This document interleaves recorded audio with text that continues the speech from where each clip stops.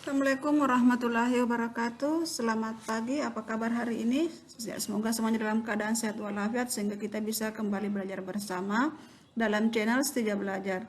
Namun sebelum pembelajaran dimulai, terlebih dahulu kita berdoa sesuai dengan agama dan kepercayaan masing-masing.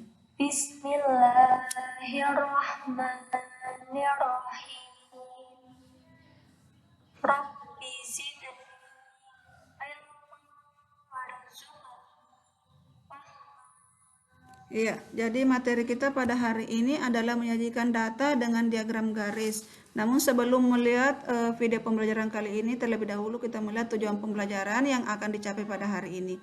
Jadi diharapkan setelah melihat video pembelajaran kali ini, diharapkan anak-anakku mampu menyajikan data dengan diagram garis. Selain itu mampu membaca data dengan diagram garis.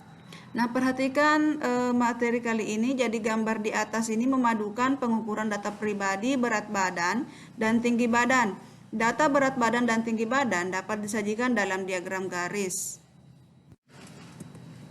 Nah, diagram garis menunjukkan adanya kaitan antar data. Data berat badan dan tinggi badan dapat diukur setiap waktu. Data tersebut disebut data kontinu. Nah, di sekolah, Benny dan teman-temannya akan melakukan penimbangan badan. Penimbangan badan dilakukan dengan tujuan untuk mengetahui perkembangan kesehatan siswa.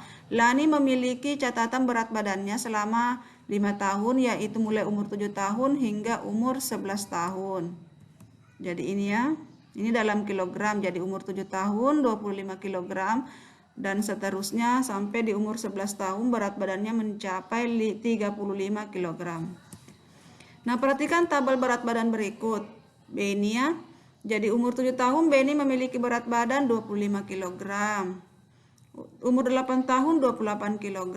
Jadi pasangannya 7,25, 8,28, 9,32, 10,33, 11,35. Nah, langkah-langkah membuat diagram garis. Jadi ini contoh diagram garis. Yang pertama, membuat garis horizontal atau mendatar. Garis horizontal biasanya digunakan untuk waktu pada contoh di atas garis horizontal diisi umur siswa. Jadi ini adalah gambar garis horizontal yang dibuat. Kemudian yang kedua, membuat garis vertikal atau tegak ke atas. Jadi ini adalah yang dimaksud dengan garis vertikal ya ini.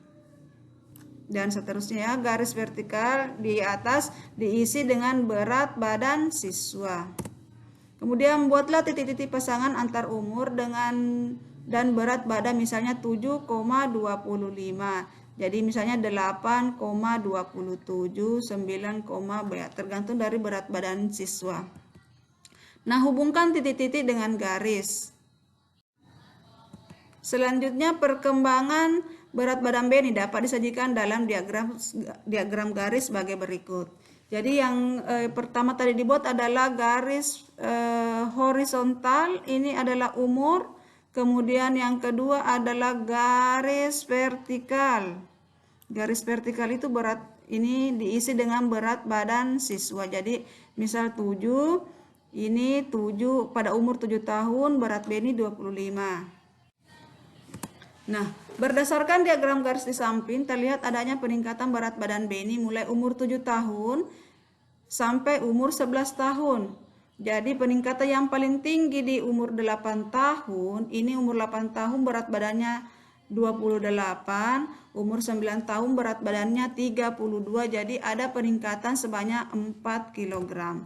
Nah, garis menunjukkan perkembangan berat badan. Apabila semakin ke kanan naik, maka artinya berat badannya naik. Ini dihubungkan setelah ada titik-titiknya, dihubungkan dengan menggunakan garis. Nah, ini meningkat terus ke kanan ya, artinya berat badan terus naik. Nah, tinggi badan Meli juga dicatat secara berkala. Pengukuran berat badan juga untuk memantau perkembangan anak. Meli memiliki catatan tinggi badannya selama 5 tahun, yaitu mulai umur 7 tahun hingga umur 11 tahun. Catatan tinggi badan Meli selama 5 tahun adalah sebagai berikut.